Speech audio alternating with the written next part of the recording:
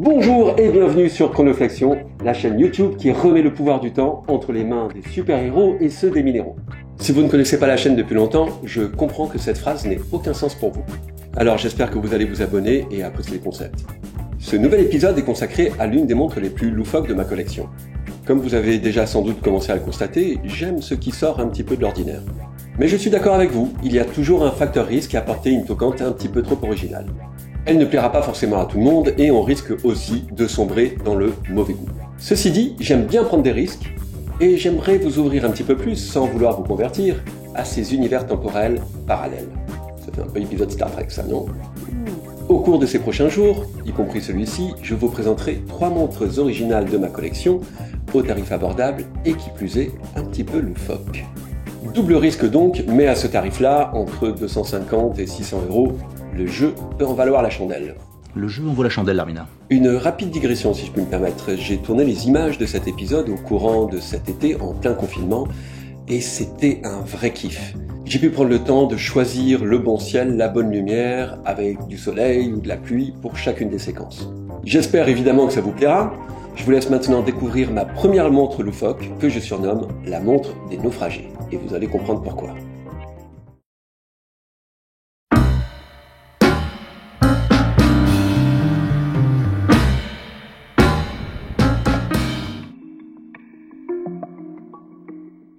La première montre que je veux vous présenter est la Titanic X de OVD, de son nom de code RMS.05 pour ce modèle-ci.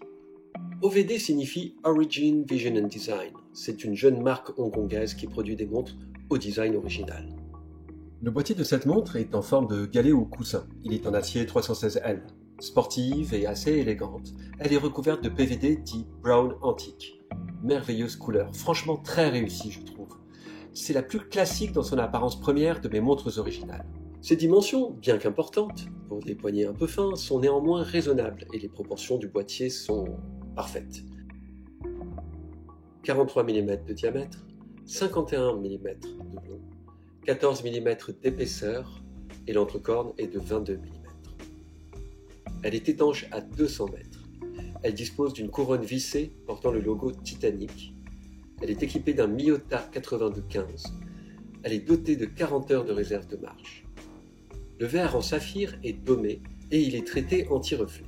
Le fond du boîtier, qui est transparent, reprend la forme d'un hublot du Titanic et semble être vissé sur le dos de la toquante. On arrive aux caractéristiques fortement originales de cet objet.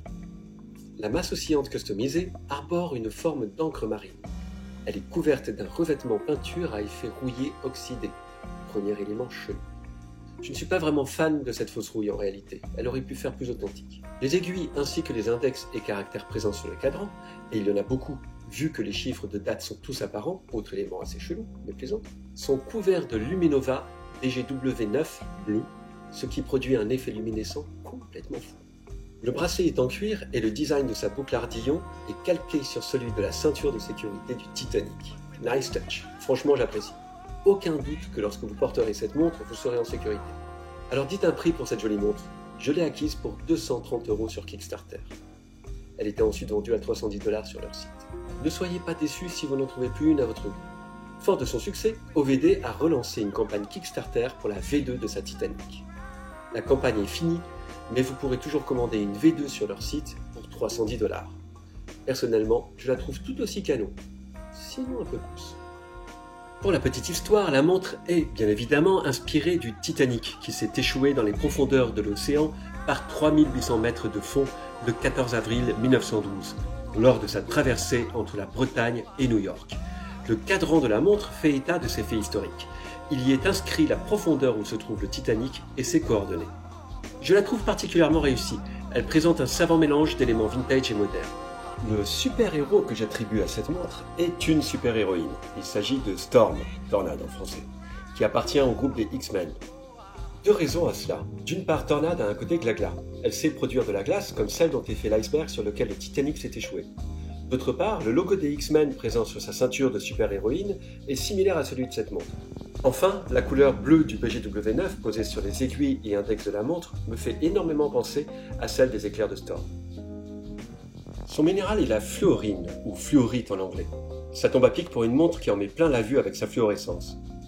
L'aspect de ce minéral, et plus particulièrement celui que je vous présente ici, me fait justement penser à l'iceberg qui s'est malencontreusement trouvé sur la route du Titanic. La couleur du cristal à la lumière du soleil me semble tout aussi envoûtante, même si la nuance de couleur tire beaucoup moins vers le bleu, que celle du BGW9 peint sur les index de la montre manufacturée par Omvidé. La dénomination fluorite vient du verbe latin fluere, qui veut dire couler, comme de l'eau qui coule, c'est bien à propos. En lithothérapie, ce minéral facilite la concentration. Qu'est-ce que je disais déjà ? Ah oui, elle aide à se libérer des blocages psychologiques, des sensations de stagnation et d'inertie. En gros, elle aide à larguer les amarres. Également bien à propos. Voilà pour cette première montre loufoque. Alors, la grande question est de savoir, est-ce qu'elle me plaît et est-ce qu'elle vous plaira ? Je la possède déjà depuis quelques temps. Je l'ai sertie autour de mon poignet pour des vacances à Bali en cours de l'été 2019. Elle m'a suivi partout. Sur la terre, dans le ciel, dans la mer, pour des plongées en apnée. Et elle n'a subi aucune égratignure. Non pas parce que je suis particulièrement vigilant, mais tout simplement parce que c'est une toquante solide. Pas mal donc la petite OVD. Pour ce qui vous concerne, c'est à vous de voir comme d'habitude. Si elle est encore dispo, bien sûr. Et si elle ne l'est pas, franchement, allez jeter un petit coup d'œil à la V2, elle m'a l'air pas mal du tout. C'en est tout pour ce nouvel épisode. Merci encore pour votre fidélité. Vous êtes maintenant 515 abonnés, voire peut-être plus d'ici à ce que je publie cette vidéo. Ça me donne vraiment envie de continuer, même si mon emploi du temps est charrette en ce moment, comme pour vous tous j'imagine. En tous les cas, je vous réserve 2 autres épisodes consacrés aux montres loufoques pour ces prochains jours, puisqu'ils ont déjà été tournés, donc je vais les sortir assez rapidement. Et ensuite, j'essaierai peut-être de retourner vers quelque chose d'un peu plus classique. Et n'hésitez pas à mettre un petit pouce en l'air pour cette vidéo, et à vous abonner si vous ne l'êtes pas déjà. Allez, salut, à bientôt!